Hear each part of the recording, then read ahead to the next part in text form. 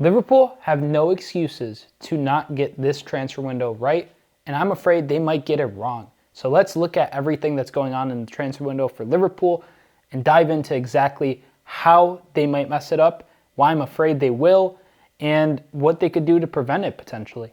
So right off the bat, the reason I'm making this video, news broke that Nicolo Barella was pursued by Newcastle, obviously, a Liverpool target in the past, according to Fabrizio Romano. But then Romano reports that, in fact, 50 mil for Barella is apparently no way going to happen on Liverpool's end. That Liverpool doesn't see a reality where they spend 50 mil for Nicolo Barella. And honestly, I'm of the belief that he costs maybe closer to double that, or at least that's what the asking price is going to be closer towards, not 50 mil. And I think Barella is an amazing player. Obviously, he is aging relative to some of the other targets, McAllister, Thuram, Kone. But at the end of the day, somebody of his pedigree, his class, he just took Inter to a Champions League final. You should be looking to bring in those types of players as well. But we all know how Liverpool operate. They are very much in a sell-to-buy model.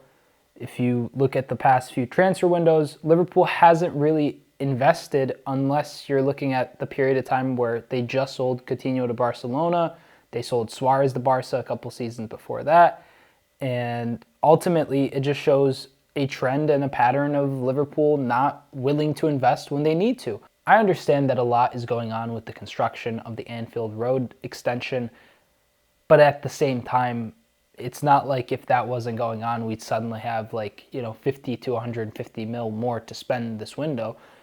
It just wouldn't be available to begin with. That's just how things are with FSG and how things are with Liverpool.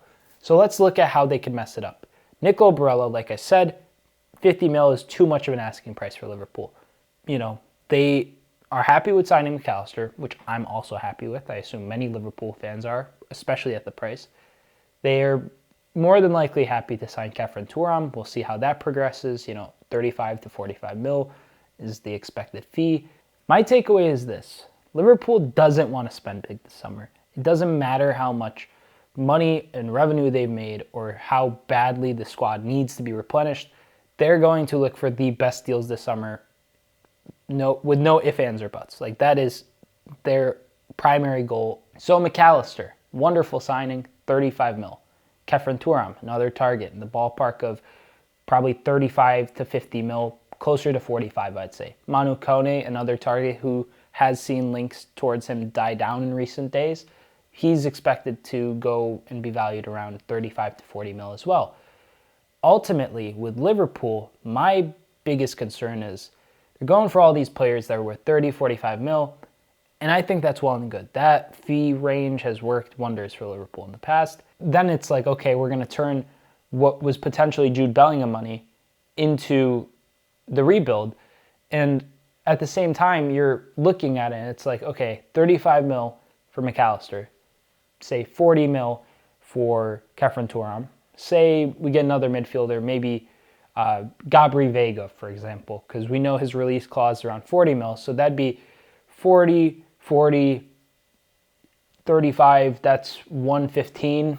Ultimately, that leaves probably another, I'd say 50 mil to work with, right? Because obviously, I would assume that if they were setting aside money and Bellingham was, being courted by Madrid at the same time, and Madrid ended up paying a fee of around 103 million for Jude Bellingham, that Liverpool probably were expecting to spend around 80 to 100 million in add-ons on Jude Bellingham.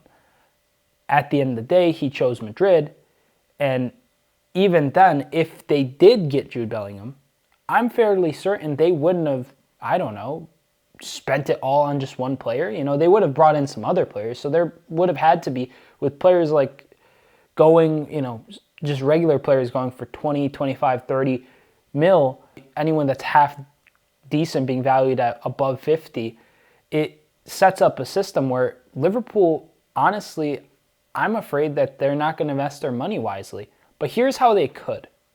Because there is a route out of this. And I think, like many others think, that there's only one way out of this. And It's through Trent Alexander-Arnold. It's simple. Say Liverpool signed 2 midfielders, because it is a possibility. Say they sign Thuram and McAllister, as they are the most likely and most frequently linked. Obviously, McAllister is signed, but Thuram seems to be a priority target. So you get Thuram and McAllister in midfield, and Trent moves permanently into midfield. No inverted fullback, just permanently into midfield. Then you could target a left-sided center back and a starting right back, like a proper first team starting 11, ideally world-class right back. I don't think the market is that bountiful for those types of players. The types of players that jump out at me as a potential person that could play that position, maybe Denzel Dumfries, maybe Pavard if we got him as a backup, but I don't see Pavard starting, to be quite honest, but maybe he does. Maybe somebody like Jeremy Frimpong from Bayer Leverkusen. At the end of the day, they're all very different players. I don't care who you get in that situation. I just want somebody who is defensively sound and can allow Trent to have the positional freedom to play in midfield without being, he'll have to cover it sometimes. He'll have to cover the right-hand side and the flank. I don't want to see Trent at a point where it's clear that inverted fullback / that new midfielder position that he's adopted is his best role. So he's got to start at right back, which kind of forces us to start with a weaker midfielder. I'd rather we get a quality right back and start that right back and just say, Trent, you are generationally talented. You are an incredible passer of the ball. We're not going to get a passer of the ball who's as good as Trent in midfield. There's no way. The money isn't there. Even if we got Jude, he's not as good as Trent at passing. Even if we got, there's very few people in the world that are as good as Trent at passing. So transitioning him fully to midfield can allow for that creativity that's been opened up on the final stretch of the season with Liverpool, with the run that they went on, needs to be a mainstay in the Klopp rebuild. And ultimately, I think that if you do only sign 2 midfielders, you need to sign also a left-sided center back who you could rotate with Van Dijk, somebody to take his place in the future, and a starting fullback who is somewhere between 24 to 27, who can start, who can put in decent defensive shifts, who can potentially go forward a little bit need be, and ultimately just provides us the physicality to adopt this new system entirely. And I think that I haven't looked into right backs enough. I haven't seen us properly linked to an out-and-out right back. I would love to see us linked with somebody. A person that immediately and always pops in my mind in these situations is Denzel Dumfries. I think, especially with the Dutch contingent in Liverpool growing, with the likes of, obviously Van Dijk's been there, Sepp Vandenberg's always on loan, but he is apparently in Liverpool's future plans, and Cody Gakpo. I think that bringing in Dumfries just seems like a no-brainer to me. He would cost a lot. He isn't the youngest, and he isn't perfect either, but I do think he is the type of player Liverpool needs. Somebody who's physical, who's fast, who can go forward if need be, and just provide some added depth and cover for Trent to play in midfield. If we sign 3 midfielders, say keep Gabri Vega in there, and then you have Thuram and you have McAllister, then, at the end of the day, I would still want a left-sided center back and maybe somebody who could play as a right back.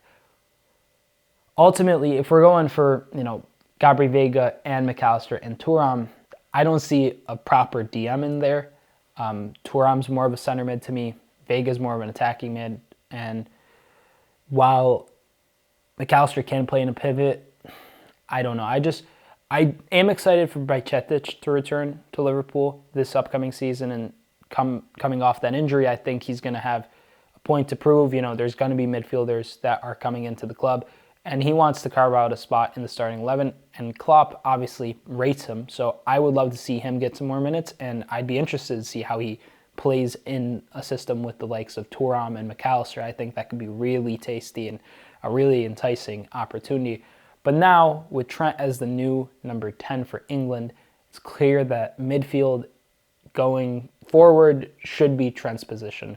So those are my thoughts on why Liverpool might lose out this transfer window, why I think that they will, and ultimately the solution moving forward. It's got to sign the depth to be able to play in the system. They got to be quality players. And I think if Liverpool does go out and sign 4 to 5 players, either 2 midfielders, 2 defenders, or 3 midfielders and 2 defenders, I think they can win this window. Thank you so much for watching. Comment below, what do you think about Liverpool's transfer window so far? Who do you want Liverpool to sign? Who would you make your priority signing at Liverpool if you had any say? Comment below also, who's your favorite team? What do you want me to talk about? I'm always trying to hear about new suggestions and new transfer rumors and potentially discussing how your team can rebuild themselves moving forward if you guys didn't have a great season last season. So thank you so much for watching the video. Give it a thumbs up if you enjoyed, and subscribe for more footy content, more Liverpool content, and more transfer news. I'm Sideline Sedo. Peace.